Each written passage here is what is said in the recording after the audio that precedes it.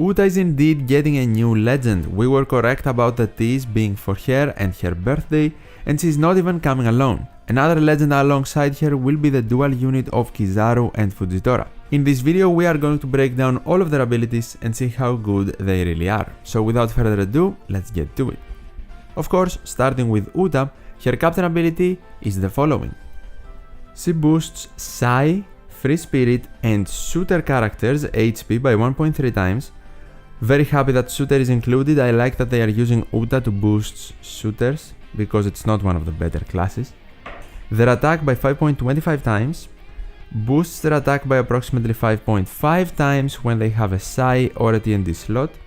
Makes their TND slots have matching slot effects. Boosts crew's chance of landing on TND slots. She's definitely a super tandem unit, isn't she? Reduces crew's despair duration by 10 turns. And she also allows overheal. So, interesting the fact that she removes despair now. The other Uta removes special reverse and paralysis. She removes despair. Another despair removing captain. After immediately as well from Gear 5-6 plus Luffy. But she removes 10 turns, Luffy removes it completely. Still decent utility. I like the overheal part. And I do like that she boosts shooters as well, because we have many Psi characters that boost Psi and Free Spirit units. Let's go to her special, pretty decent captain ability so far. She changes character's slot, including block, to TND. Prevents character's slot from being changed until character lands a perfect strike. So she provides herself with a perfect locked slot, and if character is a crewmate, you can choose to swap her out for the captain for 5 turns. She can become captain for 5 turns, that is very interesting actually. Unfortunately, she can only manipulate her own slot so far, so let's continue. She applies turn progress activated effect on crew and has the following effects. Okay, so she still has her unique buff, just like the other Uta, but what does it do? When the special is launched and the turn begins, it reduces crew's special bind duration by 6 turns. Very good. During the first turn after the special is launched, boosts Psi, Free Spirit and Shooter characters attack by 2.5 times. That is for 1 turn. At the start of the second turn, boosts Psi, Free Spirit and Shooter characters attack by 2.75 times for 3 turns, and doubles damage dealt to delayed enemies for 3 turns. And at the start of turn 3, further increases crew's attack boost and damage dealt to enemies with a specific status effect boost by plus 0.25. If the effect of the special is removed by the enemy before the full duration, boosts Psi, Free Spirit and Shooter characters attack by 2.75 times for 1 turn, and if crew has turn progress activated effect when special is launched, sets the chain multiplier minimum at 2.75 times and maximum at 35 times for 3 turns. Great to see chain boundaries here, even though the starting limit might be a bit low, still one of the most valuable buffs you can get. And have in mind, you cannot combine the chain boundaries from this Uta with the chain boosting from the Super Sugofest Uta, because only one of them can activate first the progressive effect and the other one can give you the secondary effect. Her turn progress effect is still good. I like the fact that she removes special bind by 6 turns. I love it that they added some utility. She cannot fully manipulate all of the crew's slots anymore though. She only gets an attack boost now, not an ore boost, and in the second turn we see a 3-turn conditional attack boost. But so far she cannot delay enemies, and not through immunity either, so I don't know how useful that will be. We need to proceed with her abilities to see. From this screenshot we see that she is indeed a super tandem character. She is also super type Psi, very nice, Free Spirit Shooter. And then she also has barrier penetration and slot barrier reduction as her other 2 limit break abilities, very decent. For her first crewmate ability, she makes Psi, Free Spirit and Shooter characters TND slots have matching slot effects, makes sense. And for the other one, boosts Psi, Free Spirit and Shooter characters base attack by 100, pretty basic. For her support ability, she can actually be attached to a lot of people.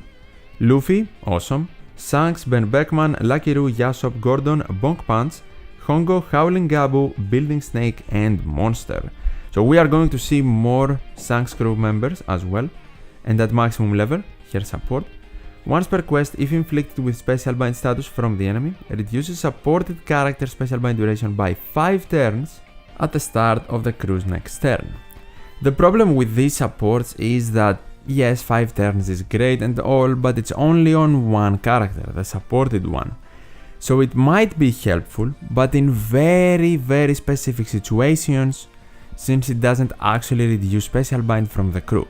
I would have much preferred to have 1 turn removed from the entire crew instead of 5 on one character. So it's kind of meh in my opinion. For her super tandem, at maximum level have this in mind, you need 2 of the following characters on the crew, and the effect goes as follows.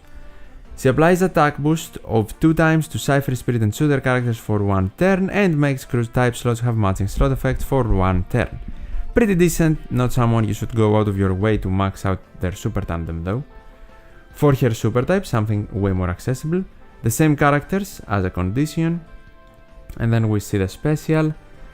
You can choose to completely remove crew's swap captain effect. Okay, so another character just like Super Sugofest Sanji that does this, the second in the game, reduces character's special bind duration by 6 turns, delays all enemies by 1 turn, ignoring immunity to delay or status effects, and heals crew by 15,000 HP.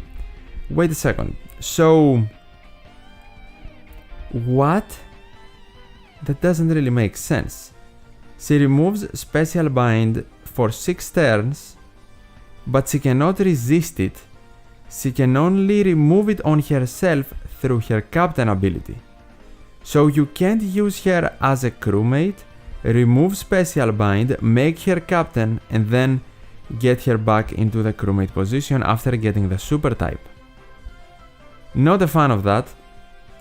I guess it's cool that she can remove special bind on herself if she's captain, but since you have the whole I can become captain and then be removed from captain shenanigans in your abilities, why not also get a crewmate ability where you can resist special bind? Because if she's a crewmate, you can't remove special bind with her. She needs to be captain for that to happen, obviously because you can't activate her super type otherwise. But she can ignore immunity and delay the enemies through her super type.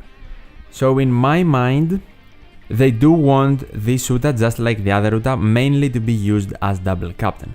The trick you can do here is to use one Uta as friend captain to remove special bind, then the other Uta as a sub. But why would you want to swap captains? Only in the very specific situation where you want to avoid a captain swap, perhaps.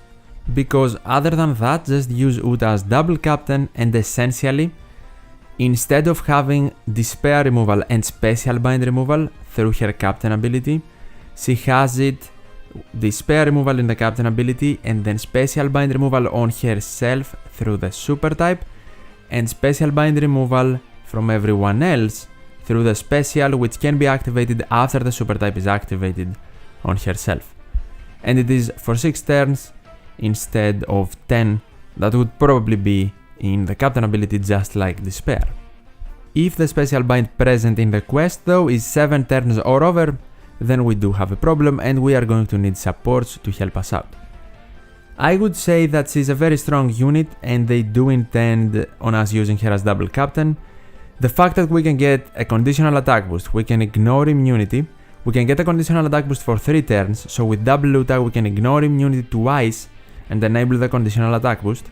We can get a very good attack boost, and we can even get chain boundaries for 3 turns. She seems like a very strong unit, especially combined with the utility and the overheal. And before we get to Kizaru and Fujitora, 2 noteworthy things for this Uta. Number 1, she can avoid interruptions because of her unique progressive effect, but also because the attack boost and conditional attack boost she provides, even the chain boundaries, are for 3 turns, which is very good. And something that the other Uta did not actually have, with her attack boost from her special, she also boosts the type of the units, not only the classes. So Psy, Free Spirit and Shooters, not only Free Spirit and Shooters like the other Uta where you only get the attack boost and or boost for cerebral and shooters, for example. Very strong unit, that is for certain, so now let's proceed to Kizaru and Fujitora. First of all, we know they are a dual unit, so their combined captain ability goes as follows. Reduces crew special charge time by 1 turn at the start of the quest, boosts Psi, Int, Slasher and Shooter characters HP by 1.3 times, attack by 5.25 times, and boosts their attack by approximately 5.5 times when they have a Psi, Int or TND slot. They also boost chance of landing on TND slots, and they make crews Psi, TND and Int slots have matching slot effects. And crew cannot be blown away by attacks. Wait, what? And crew cannot be blown away by attack. What does that even mean? I guess crew cannot be blown away. That's what they mean. I don't know what by attack means, but sure. If 3 or more Slasher characters are on the crew, reduces all enemies HP by 10% at the end of the turn, so end of turn damage, but with a condition. And if 3 or more Shooter characters are on the crew, adds plus 0.2 to the minimum chain multiplier value. This effect can stack. I guess one is the Slasher side, the other is the Shooter side, and they provide different effects based on how many characters from their class you have available in the crew. I do still like the Shooter representation though. For the special ability, I am not sure if this is supposed to be their combined form special ability, but let's read through it. Deals 50 times character's attack in non-type damage to random enemies 10 times. This is good for dealing with hit barriers. Hopefully we don't have one in the upcoming Pirate King adventures. Boosts Slasher and Shooter characters' critical rate by 30%. Boosts damage dealt when landing a critical hit by 75%. Okay, critical rate is a limit break ability by the way. The effect applies only to characters with critical attack potential ability, there you go. Highest possible chance is 100%. Valuable info here. Reduces all enemies HP by 10% at the end of the turn for 3 turns, so they can deal with resilience too. Becomes Kizaru Fujitora for 3 turns, and if captain is a Slasher or Shooter, boosts Slasher and Shooter characters' chain multiplier growth rate of normal attacks up to plus 0.7. Okay, maybe I'm quick to judge here, but I don't like them at all. First of all, we're playing with chances here, and yes, majority of the legends, if you have their limit break ability for critical attack high enough, they can get a guaranteed boosting. What about the rare recruits? Not all of them can. On top of that, they are very restrictive, like very restrictive. Not only are you restricting me to Slashers and Shooters, on top of that, you are restricting those Slasher and Shooter units to have the critical attack limit break ability. If they don't get the boosting. And yes, I know that technically they also boost Psi and Int characters, but everything else needs a Slasher or a Shooter. So what is the point of boosting Psi and Int and then having special stuff for Slasher and Shooters in your captain ability and only providing a chain growth boost for Slasher and Shooters in your captain ability? So Psi and Int is essentially a failsafe here just so you can have a unit that is not Slasher or Shooter, but they don't get benefited from anything else in the special. On top of that, if you meet the condition of having 3 Slashers in your crew, you get end of turn damage. And then you also get end of turn damage from the special ability. Not that great. I get that you might need end of turn damage before the final stage or before you activate the special ability, but the same thing repeating, especially if it is behind the condition, I am not the biggest fan of that. And I do not even know if all of these restrictions are actually worth the payoff they provide from their special and the boost in damage. Let's continue with their swapping real quick. First, the crewmate abilities actually, they make Slasher and Shooter characters TND slots have matching slot effects. And in the bottom row we see they make crew immune to remove SFX, which is very good. Their normal switch effect, they change his character slot to TND, and they apply minus 15% of Slasher and Shooter resistance. And then for the super switch, okay, we also get adjacent slots to TND, not through block by the way, and they apply minus 30% of resistance. And they also have a final tap, which is activated at the final battle, changes character slot including block to TND and further boosts the chain multiplier of the final tap by 4 times. That is at the final level, level 5, which I don't think is worth, to be honest. And of course they are a dual unit, they don't have a support, they are Psi Int and Shooter Slashers. They also have the critical hit limit break ability, which makes sense. But overall, I don't like the unit. I guess to properly judge them, I have to calculate the damage output they can provide from their unique ability. So yeah, that's something to have in mind. Tell me your opinion in the comments below though. Maybe I am very wrong on my opinion for this unit. Definitely leave a like if you enjoyed the video, and of course subscribe for more One Piece Treasure Cruise content. As always, thank you so much for watching, take care, and I'll see you in the next one.